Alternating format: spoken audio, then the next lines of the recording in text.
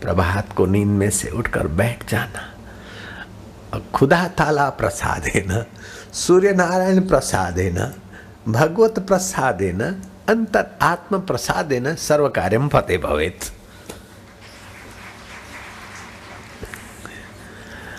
किसी आदमी को पहचान ना हो तो उसकी दिनचर्या देखा जाए। सुबह वो कितने बजे उठता है और रात को कितने बजे सोता है और भोजन कैसे करता है, क्या करता है, आदमी का परिचय मिल जाएगा। उससे भी ज़्यादा परिचय लेना हो तो बुढ़ापे में अथवा मरते समय वो क्या बोलता है।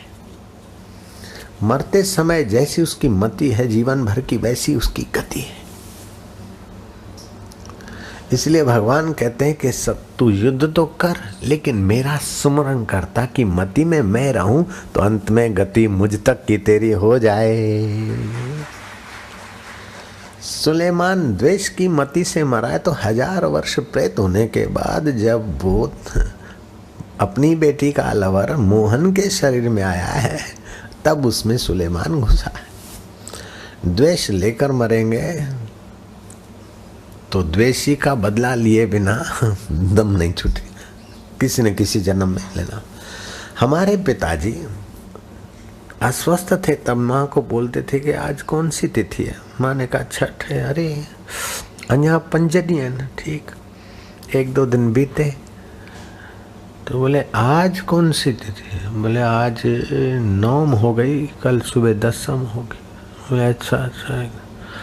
और दसम रात को सोए, लेकिन एकादशी को जल्दी उठे और कहा कि बड़े बेटे को बुलाओ और लिपण करो गौ का गोबर से आदि, मेरे को सुला दो। मेरा नाम आसूमल था। आंसू को मत जगाना, भी छोटा है। वो गीता पढ़ो। क्या कर रहे हो? बोले अब जाना है। पक्षियों को दाना डालने वाले व्यक्ति को मृत्यु का पहले से पता चल जाता है। मेरे पिताजी पक्षियों को दाना डालते थे। और कोई होगी प्रार्थना भक्ति।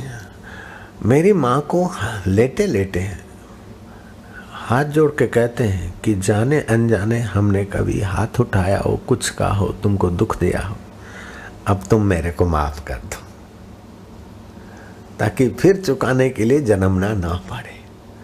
और मैंने जो गलती की तू माफ कर दे, तेरी जो गलतियां मैं माफ कर देता हूं। ये कैसा हिंदू धर्म का प्रयाण काल है। ये मैं इसलिए बता रहा हूं कि आप भी जाओ तो माफी ले दे के जाना, ऐसे किसी का बोझा लेकर मत जाना, तो पकड़ के मत जाना। लेकिन ये मरते समय ही करना ऐसा नहीं।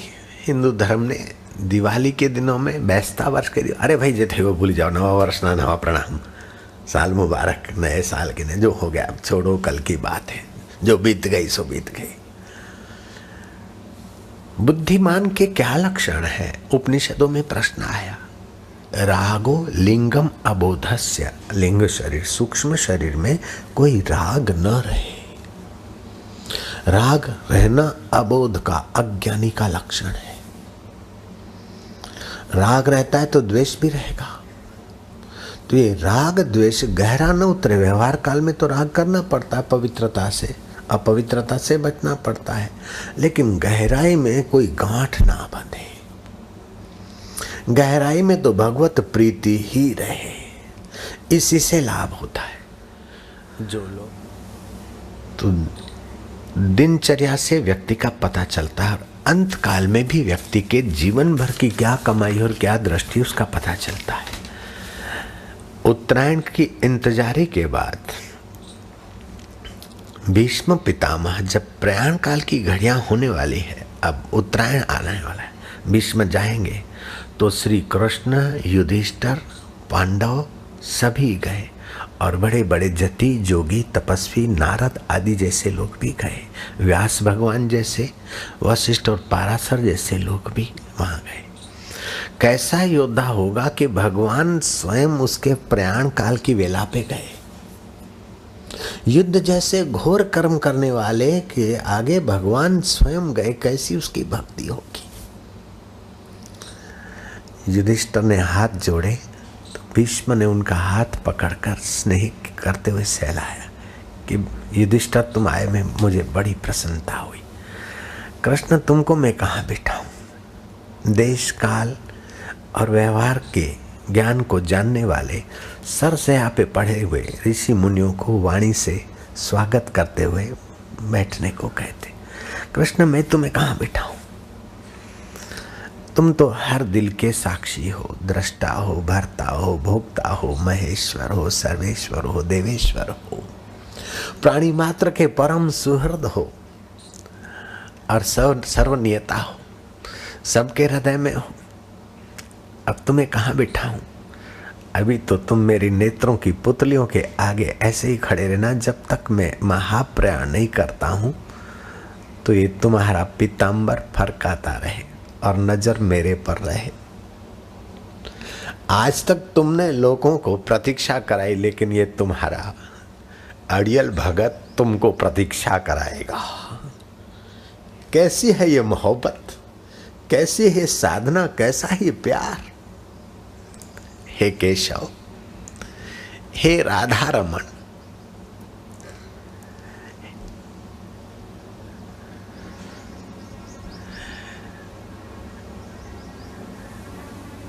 हे कृष्णाय वासुदेवाय देवकी नंदनाय नंद गोप कुमाराय वासुदेवाय नमो नमः। मैं अपनी कन्या तुम्हें अर्पित करना चाहता हूं। 125 साल के बाल ब्रह्मचारी मरते समय कह रहे हे राधा रमण, हे गोपी रमण, गोपियों के साथ रमण करने वाले, राधा के साथ रमण करने वाले कृष्ण मेरा तुमको प्रणाम है। कृष्ण सेक्सी होते तो क्या ब्रह्मचारी मरते समय कृष्ण को कहते कि राधा रमण, गोपी रमण, मेरा तुम्हारे चरणों में प्रणाम है। गोमाना इंद्रियां, राधा उल्टा दो तो धारा, उन राधा में और धारा में रमण करने वाले हे चैतन्य स्वरूप सर्वेश्वर परमेश्वर अभी साकार होकर आए हो, लेकिन मैं तुम्हें पहचानता हूं। मैं अपनी कन्या तुम्हें अर्पित करना चाहता हूं। आप भी अपनी कन्या उसको अर्पित कर दो। शरीर की कन्या तो जमाई को अर्पित करो, लेकिन तुम्हारी कन्या परमेश्वर को अर्पण करो। बोले बाबा जी शरीर की कन्या और हमारी कन्या में फर्क है कि? हाँ बहुत फर्क है। ये सारी रहस्यमय बातें ब्रह्म ज्ञान के सत्संग में ही मिलेगी भाई। बुद्धि का फल ये कि ब्रह्म ज्ञान समझने के काबिल हो जाए, बस। सारी बुद्धिमत्ता का फल ये है, सारी चतुराई का फल ये है कि अपने ब्रह्म स्वरूप को समझने की क्षमता आ जाए और किसी ब्रह्मवेत्ता महापुरुष के हृदय में अपनी थोड़ी सी जरा सी जगह रह जाए, बस हो गया काम। स्नातम तेन सर्व तीर्थम, उसने सारे तीर्थों में नहा लिया। दातम तेन सर्व दानम, उसने दान दे डाला। कृतम तेन सर्व यज्ञम, उसके द्वारा सारे यज्ञ हो गए। ये न क्षणम मनः ब्रह्म विचारे स्थिरम कृत्वा, ब्रह्म विचार में मन को क्षण भर के लिए भी जिसने जमा दिया, स्थिर कर दिया, उसने सारे पितरों का तर्पण कर डाला।